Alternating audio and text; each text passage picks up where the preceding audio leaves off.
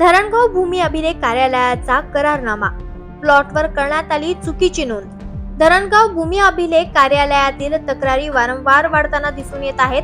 आज रोजी धरणगाव येथील व्यावसायिक सुनील मधुकर चौधरी यांनी धरणगाव भूमी अभिलेख कार्यालयाचे अधीक्षक यांची भेट घेत तक्रार दिली आहे.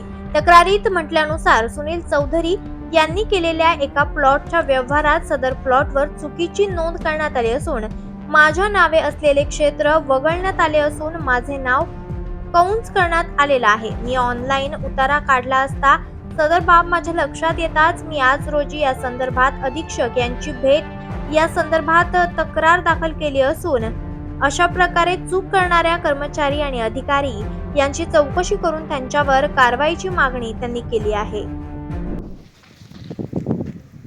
धरणगाव भूमी अभिलेखमध्ये माझा 5452 सिटी सर्वे नंबरचा प्लॉट 120 चौरस मीटर होता. त्यापैकी मी 48 चौरस मीटर विकला. माझ्या नावावर 72 चौरस मीटर शिल्लक प्लॉट पाहिजे, परंतु धरणगाव भूमी अभिलेख अधीक्षक यांनी नोंद करताना माझ्या नावावर कंस करून माझ्या नावावरील क्षेत्र कमी दाखवलं आणि मी विकलेल्या ज्यांना विकलं होतं त्यांना 48 आर क्षेत्र त्यांच्या नावावर दिसतं. 72 आर क्षेत्र कुठे गेलं हे उतार्यावर दिसत नाही.